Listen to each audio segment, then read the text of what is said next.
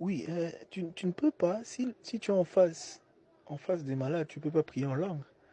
Pourquoi? Parce qu'ils ne seront pas édifiés. Du moins, tu peux prier pendant quelques secondes en langue et puis tu dois prier en intelligence. Pour qu'ils soient édifiés, ils disent Amen à ta prière. Sinon, ils ne diront pas Amen à ta prière.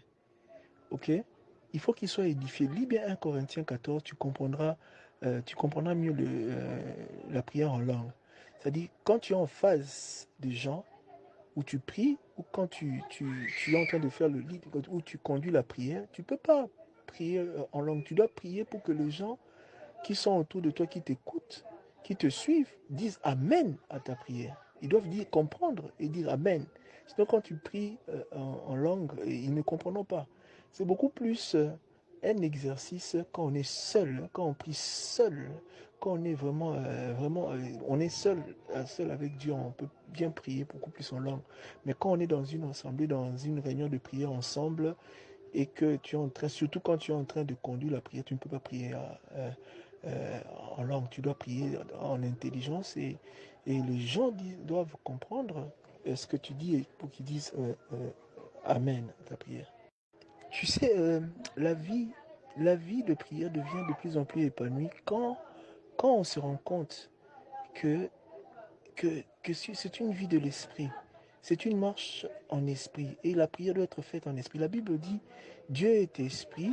Il faut que ceux qui le prient ou l'adorent en esprit et en vérité. C'est en esprit qu'on adore Dieu. En fait, l'esprit, c'est ce qui te donne conscience de Dieu. L'âme te donne conscience de toi-même.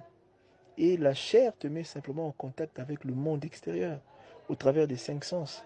Et maintenant, dans la prière, c'est à Dieu qu'on prie. Il faut d'abord avoir conscience de Dieu que nous venons rencontrer dans la prière. Et c'est là un exercice spirituel. C'est là où on doit être conscient au travers de notre esprit que nous entrons en connexion, en communion nous entrons en communication avec Dieu au travers de notre esprit. C'est l'esprit qui doit jouer un rôle majeur dans la prière. Et c'est seulement dans cette condition que la prière devient une joie. La prière devient un plaisir. Et on sait comme ça passer beaucoup de temps. Et on sait grandir comme ça dans l'intimité avec lui. Et c'est extraordinaire. Extraordinaire. On ne voit plus le temps passer. Il n'y a plus la notion de temps.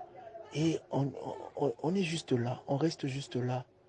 Et on le contemple, on lui parle, il nous parle. Et c'est vraiment extraordinaire et merveilleux.